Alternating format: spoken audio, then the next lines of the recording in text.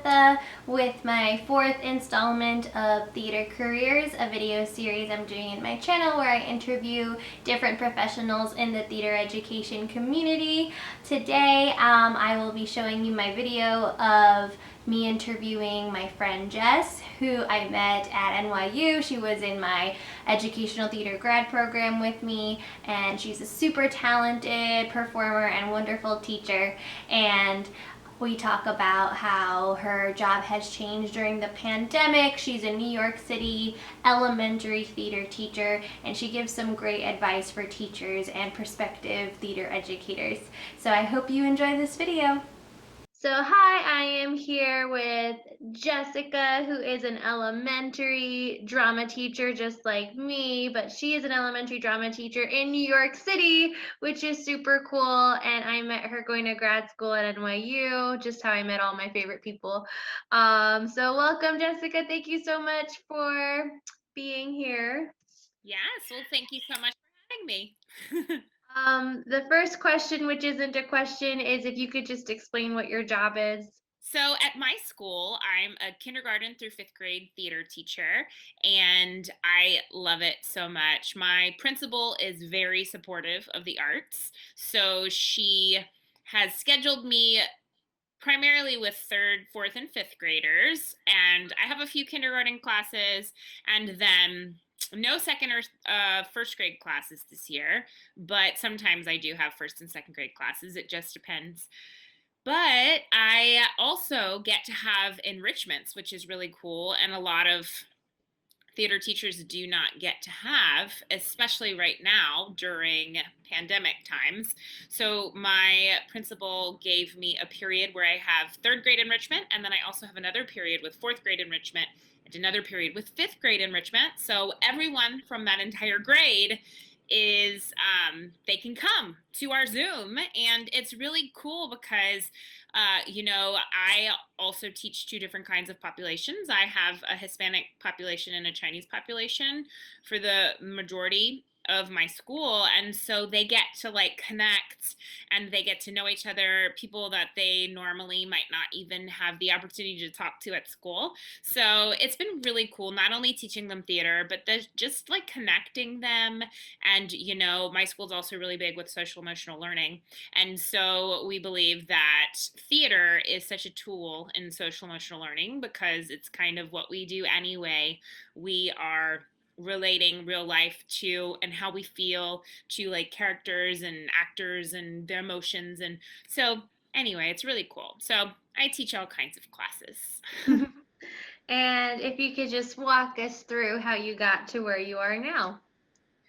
So I met Tabitha at NYU for grad school, and so that's what started it all.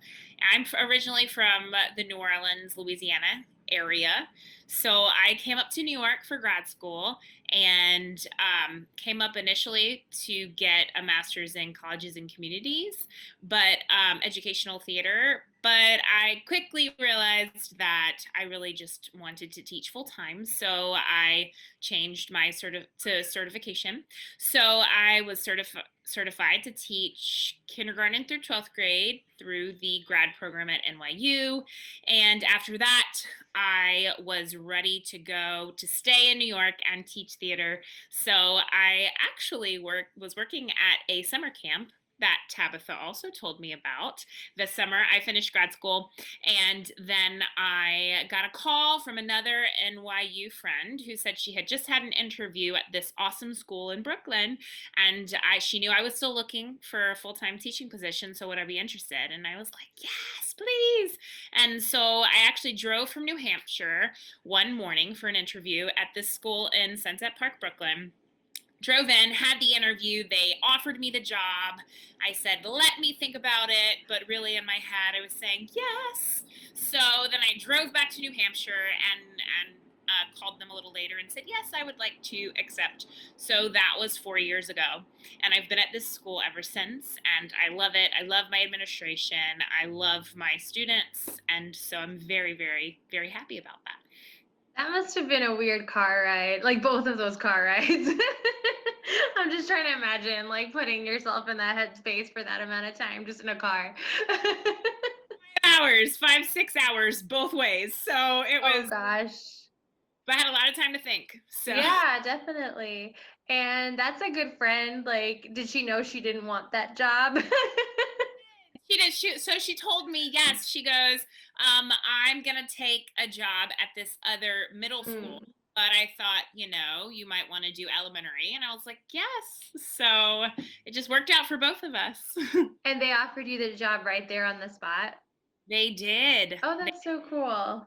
And this was July. And so I started September. So it was, yes, I was starting to get a little bit nervous because I wasn't even in New York, and I was looking for a job for the fall, and it just worked out. So yes, That's very. so great. Mhm. And can you remember like a specific moment or a specific turn of events that made you decide you wanted to become a theater teacher? So, yes, actually, when I was still living in Louisiana, I was wearing so many hats. I was being a videographer, I was filming shows and weddings and just trying to make ends meet. I was teaching piano and voice lessons. I actually did have a nonprofit theater LLC company that I was trying to make happen, and we would do camps and all of these different things. And it was amazing, but we never made any money. It was great if we broke even. We were very, very excited if we didn't go into the hole when we did a camp or a show. So I was just trying all of these different things. And finally, I realized, I can't live like this, but I love theater. I want to do theater for the rest of my life. And I love children. I do love teaching because by that point, I had also been directing for a local nonprofit children's theater company in Louisiana. And so I was like, I love it. I need to get my master's. I need to go forward. So I remember just thinking for necessity, like I need financial stability.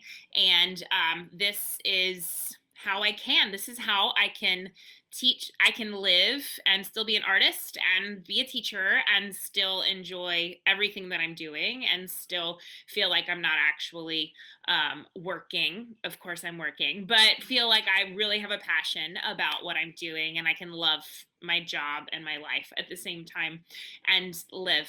And so I remember applying to NYU and I was like, well, if I get in, we'll see what happens. It's gonna might cost a lot of money, but it'll be worth it. And so I just remember I got in, and because I was also thinking about going to grad school in Louisiana at Tulane, which is also a really fabulous college, but I got into NYU, and of course, New York is the theater capital of the world. And so I remember like going back and forth between my decision, am I going to do this? Am I not going to do this? And I remember my mom saying, well, if money is the only issue, don't worry about it. It's only money.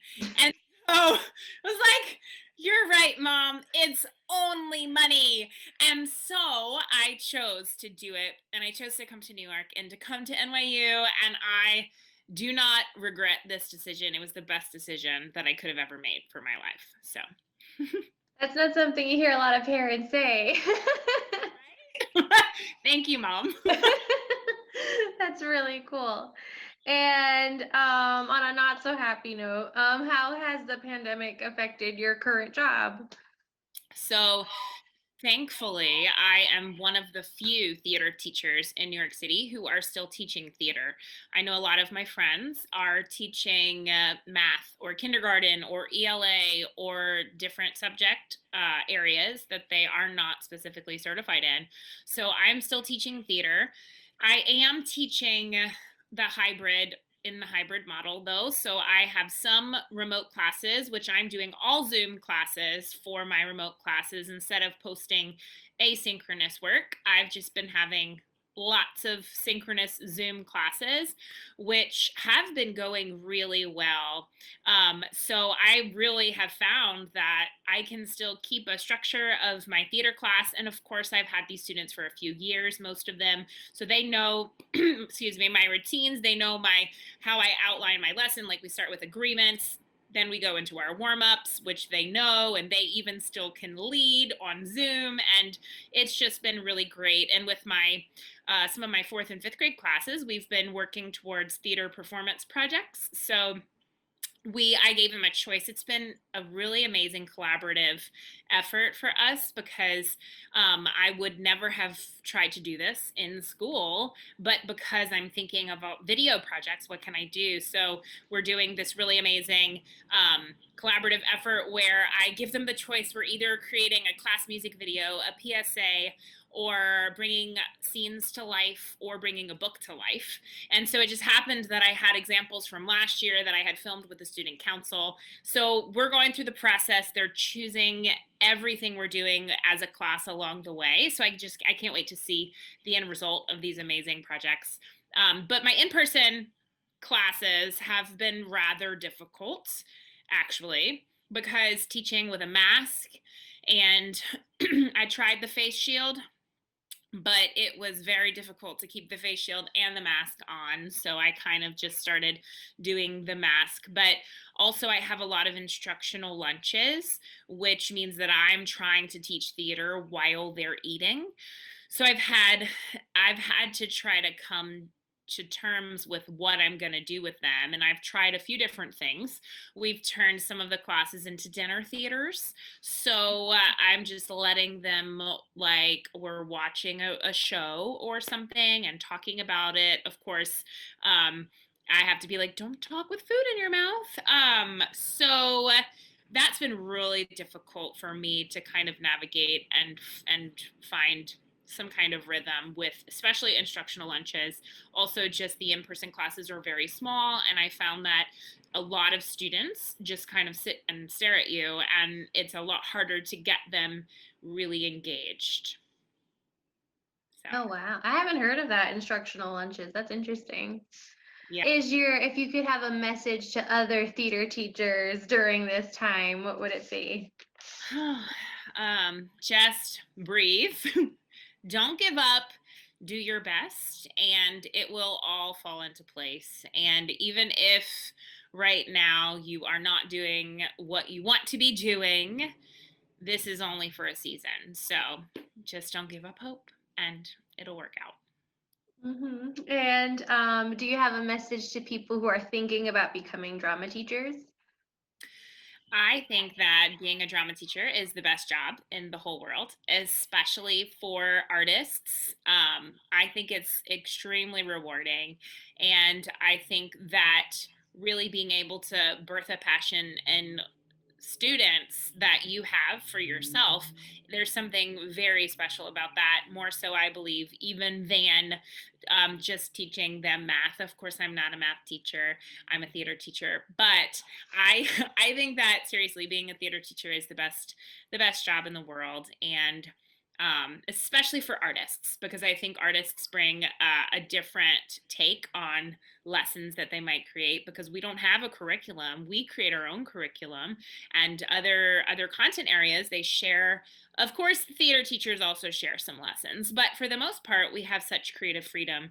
And so, who better to create than artists? So, I think, yes, you should if you're thinking about it. Thank you so much, Jessica, for talking to me, and thank you for being wonderful. Oh, well, thank you so much. And good luck with the rest of the school year. Thank you. Thank you so much. Thank you so much, Jess, for interviewing with me, and thank you all so much for watching. I have a bunch more theater careers videos that are set to come out soon. My next one is my friend Kimberly, who I also met at NYU. She is also a theater teacher in New York City. However, her situation is very different from mine or even Jess's experience, so I'm really excited for you to hear Kimberly's interview as well. Just a side note, because I know my last video ended in a little dramatic way with my school switching from hybrid to virtual. We literally only had to be virtual for 2 weeks, and when I say 2 weeks, I really mean 4 days. We were virtual the 2 days before Thanksgiving break and the 2 days after, And tomorrow is my first day back at school. So we are, as of now, switching back to our hybrid model. So I'm going back in person tomorrow. But I am sure this will not be the last time something like that will happen.